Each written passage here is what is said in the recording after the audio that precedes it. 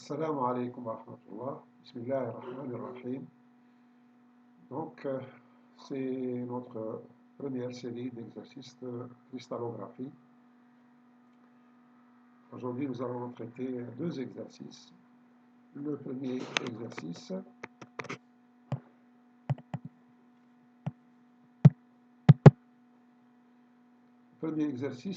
c'est un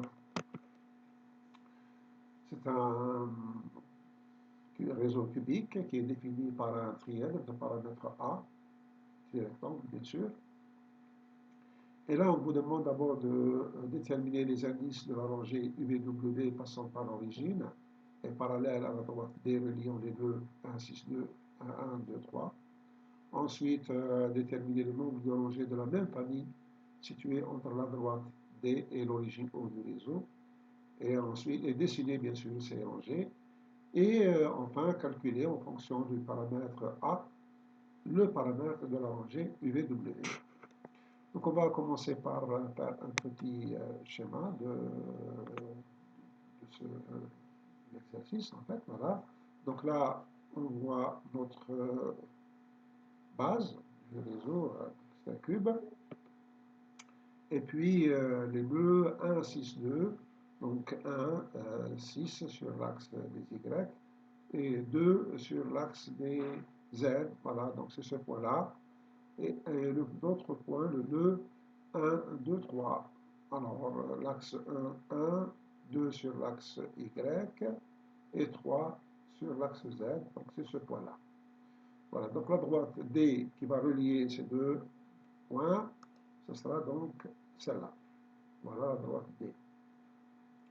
Alors, ce qui nous est demandé, c'est une autre droite, en fait, qui doit passer par l'origine, qui serait bien sûr parallèle à D. C'est cette droite-là.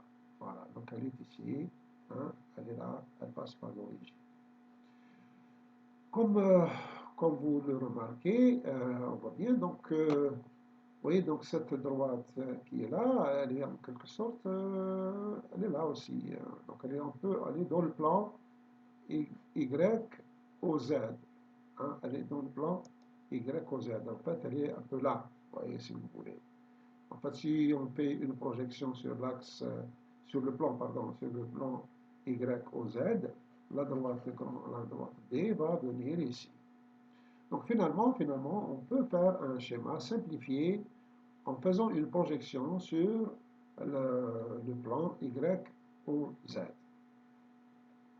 Sur le plan YOZ. Voici la projection sur le plan YOZ. Et là, nous avons représenté, voici donc l'axe B et l'axe C hein, du réseau, et puis les nœuds du réseau qui sont donc ici représentés en rouge. La droite D, elle est bien sûr, donc elle est là, on le voit bien ici, c'est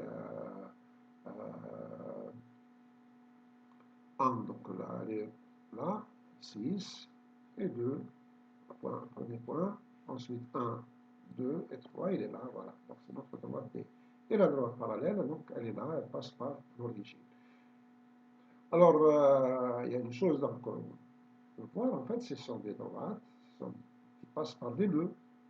Donc, du moment qu'elles passent par des nœuds, ce sont des rangées cristallographiques. Hein. Rappelons que les rangées cristallographiques doivent nécessairement passer par des nœuds. Les rangées que vous voulez qui ne passent pas par des nœuds ne nous intéressent pas la cristallographie. Donc là, entre la droite D et la droite qui passe par l'origine, il y a d'autres rangées, hein, entre cette rangée-là et cette rangée-là, il y a d'autres rangées qui appartiennent à la même famille. Alors, dommage qu'on n'ait pas ensemble pour vous demander de voir où vont se trouver ces rangées, hein, mais bon, ben voilà, je vais vous les dessiner, ils sont là. Ah pardon, les indices de la rangée. Ah pardon, donc d'abord les indices de cette rangée, parce qu'on faut répondre à la première question. Les indices de la rangée, c'est 0, 4, moins 1. Pourquoi 0, 4, moins 1? C'est tout simple. Donc voici la rangée parallèle qui passe par l'origine. Par définition, pour trouver les indices d'une rangée, il suffit de chercher les coordonnées du premier nœud à partir de l'origine. Or, le premier nœud à partir de l'origine, il est là. Les coordonnées de ce nœud-là sont très simples à déterminer. Voilà, donc sur l'axe X, c'est 0. Sur l'axe grand X, c'est 0. Sur l'axe 1. Sur l'axe grand Y, nous avons 4. 1, 2, 3, 4. Et sur l'axe Z, moins 1. Voilà, donc c'est 0, 4, moins 1.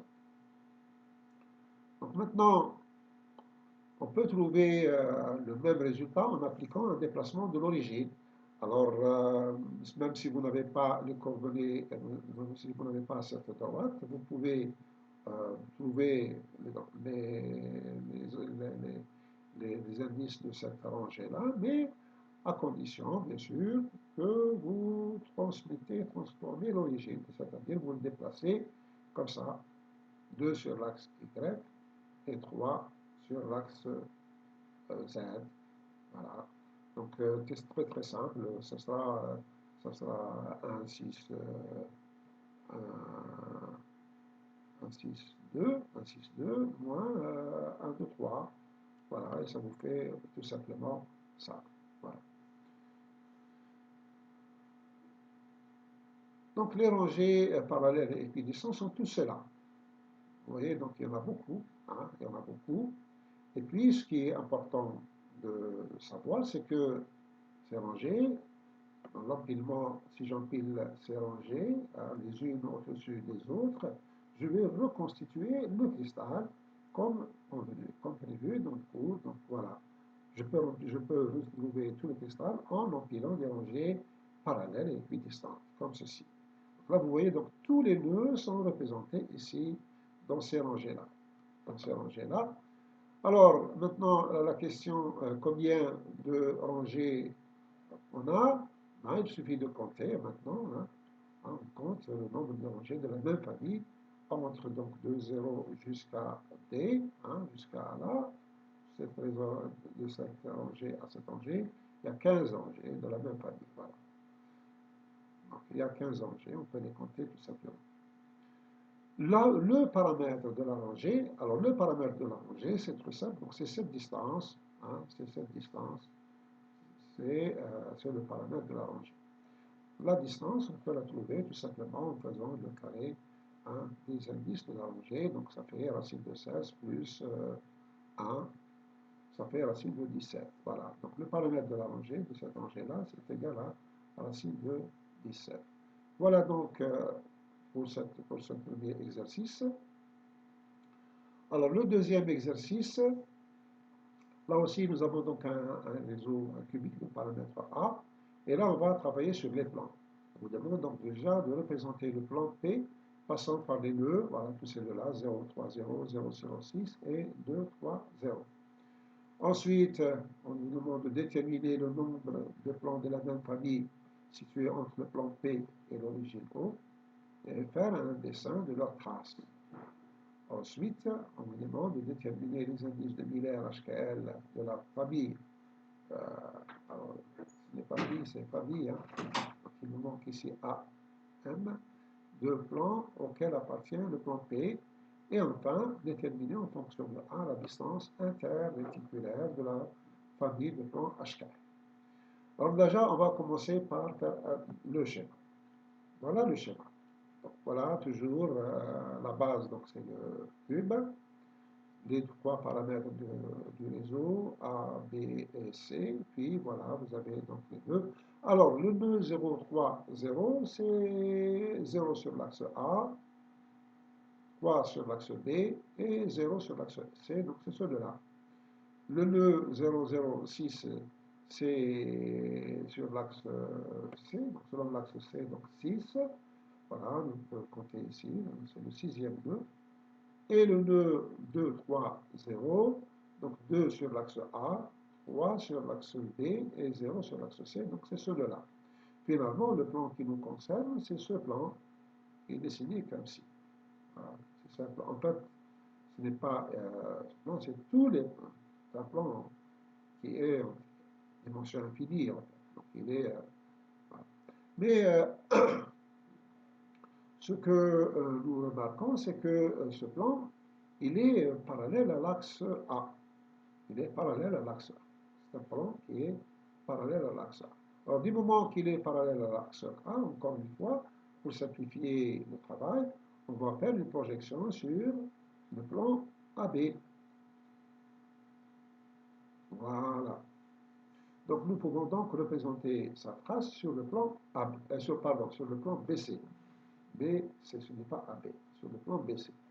Alors, voilà comment ça se présente. Donc, si je fais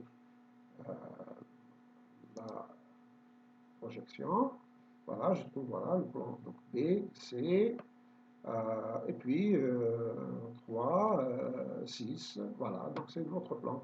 C'est la projection c'est la trace, si vous voulez, de ce plan-là sur le plan BC. Donc ce plan, lui, il est là, en supposant que l'axe A est perpendiculaire à l'écran, donc ce plan, lui, il est parallèle à l'axe A. Voilà. Là maintenant, donc, le travail devient plus simple. On nous demande de déterminer A. D'abord, donc, chercher le nombre de plans de la même famille situés entre le plan P et l'origine O. Là aussi, comme on l'a fait pour les rangées, on peut faire la même chose pour les plans, parce que sachant que on peut reconstituer tout le cristal en empilant des plans les uns sur les autres.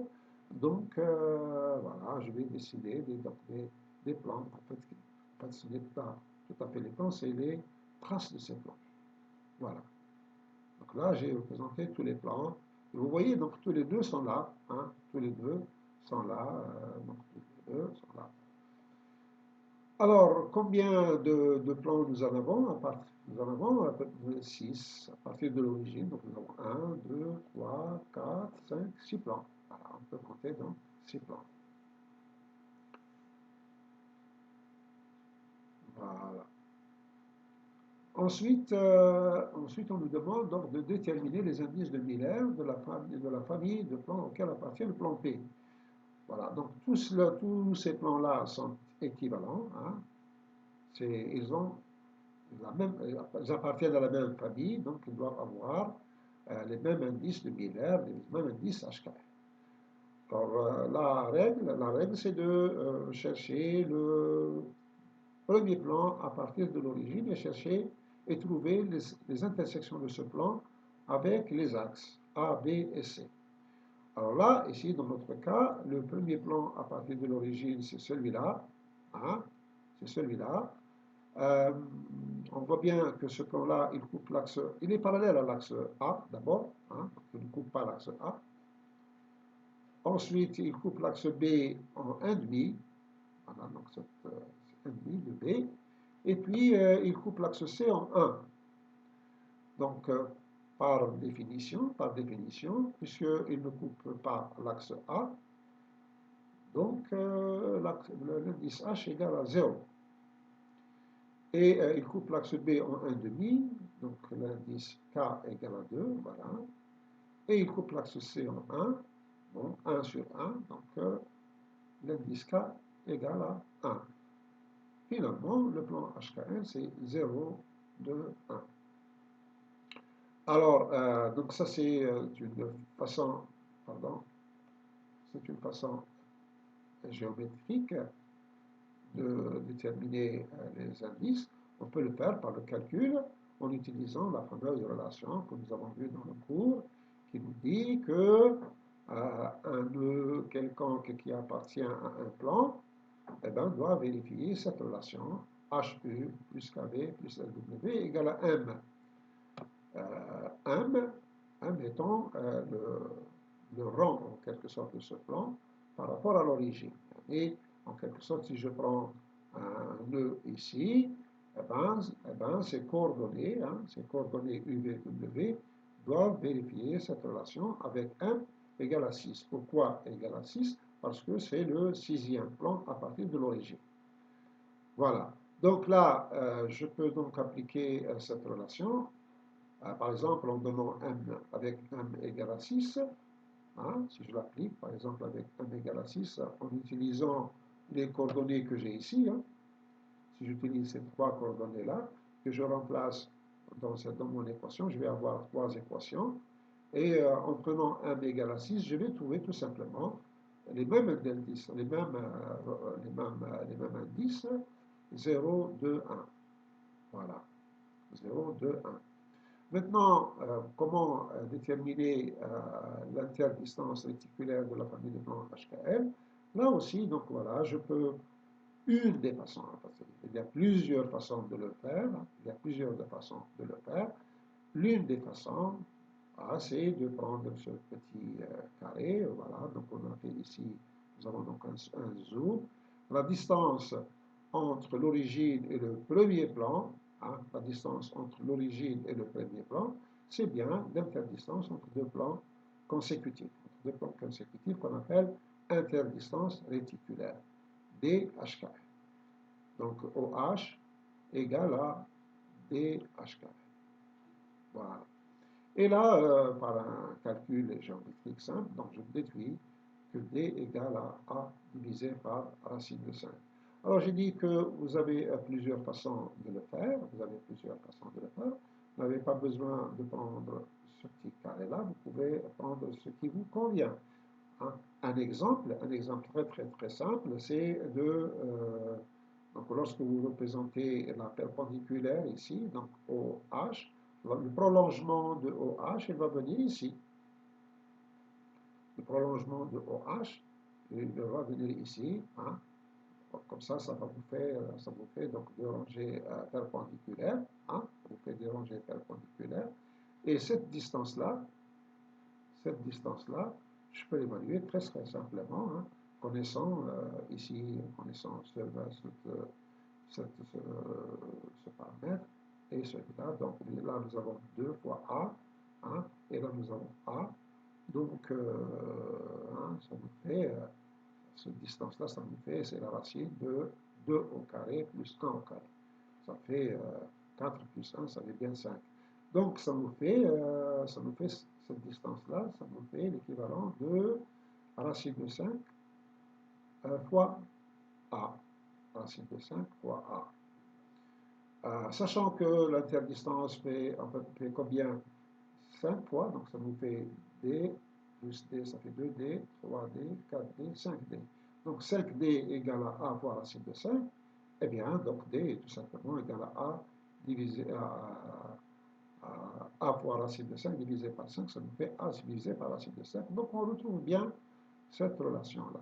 Donc là, je dis que vous n'avez pas une seule façon de le faire, vous avez plusieurs façons de le faire, du moment que géométriquement, les choses sont possibles. Donc voilà tout simplement ce que ces deux exercices, hein, donc les réponses aux deux exercices. Donc j'aurais souhaité que vous ayez déjà travaillé dessus, hein, et puis là vous avez donc un peu la réponse à vos exercices. Donc là, vous pouvez après vous rendre compte si vous avez bien, répondu à trouver les solutions aux exercices, ou bien non. Donc si vous ne savez pas, vous avez donc la réponse. Voilà, donc merci de votre attention.